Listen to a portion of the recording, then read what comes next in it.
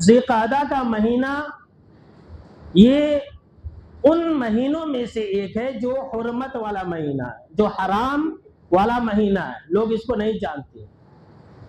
ذیقعدہ، ذوالحجہ، محرم، یہ 3 مہینے لگاتار حرمت والے، یعنی کہ اس کا مطلب یہ ہے کہ یہ بہت ہی عظیم مہینہ ہے۔ یہ ذیقعدہ، ذوالحجہ، یہ کتنا عظیم مہینہ ہے، یہ ذیقعدہ، ذوالحجہ، یہ کتنا عظیم مہینہ ہے، اس کا اندازہ آپ اس بات سے لگا سکتے ہیں کہ اللہ نے کہا کہ فَلَا تَظْلِمُوا فِيهِنَّ أَنفُسَكُمْ، کہ ان مہینوں کے اندر جو حرمت والے 4 مہینے ہیں، ان مہینوں کے اندر، ذیقعدہ کے اندر، ذوالحجہ کے اندر، محرم کے اندر، رجب کا مہینہ، ان 4 مہینوں کے اندر تم اپنے جانوں پر ظلم نہ کرو۔ ابن عباس رضی اللہ تعالیٰ عنہ کہتے ہیں اس کا معنی یہ ہے کہ ان مہینوں کے اندر گناہ کا جو ظلم ہے، جو گناہ ہے، اس کی سزا ڈبل ہو جاتی ہے، گناہ کی سزا ڈبل ہو جاتی ہے۔ جی ہاں، سن لیجیے، ذیقعدہ کے مہینے میں جو گناہ کریں گے تو اور مہینے کے بنسبت اس میں ڈبل سزا ملے گی، نیکیوں کا اجر اور ثواب یہ کچھ زیادہ ہی ہو جاتا ہے ان مہینوں کے اندر۔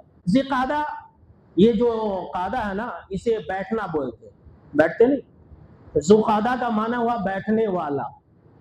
تو اس مہینے کا نام ذیقعدہ اس لیے پڑ گیا کہ عرب کے لوگ لڑائی جھگڑے قتل و قتال سے اس مہینے کے اندر اپنے اپنے گھروں کے اندر بیٹھ جاتے تھے، یعنی کہ لڑائی جھگڑا بند کر دیتے تھے، اس کا خاص لحاظ رکھتے تھے۔ کیوں؟ اس لیے کہ ذیقعدہ کے بعد یہ جو ذوالحجہ ہے یہ حج والا مہینہ ہے، تو 1 مہینہ حج سے پہلے اور 1 مہینہ حج کے بعد، یہ 3 مہینے حرمت والے ہیں۔ صلی اللہ تعالیٰ علیہ وسلم نے 4 عمرے کیے، چاروں عمرے جو ہے، یعنی کہ جو حج کے ساتھ عمرہ تھا اس کو چھوڑ کر کے ذیقعدہ کے مہینے میں کیا۔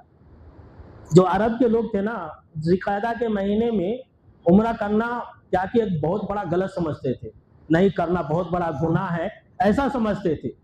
تو آپ صلی اللہ تعالیٰ علیہ وسلم نے اسی رسم و رواج کو ختم کرنے کے لیے 1 نہیں 4 عمرے جو ہے ذیقعدہ کے مہینے میں کیے۔ تو ذیقعدہ یہ بھی حرمت والا مہینہ،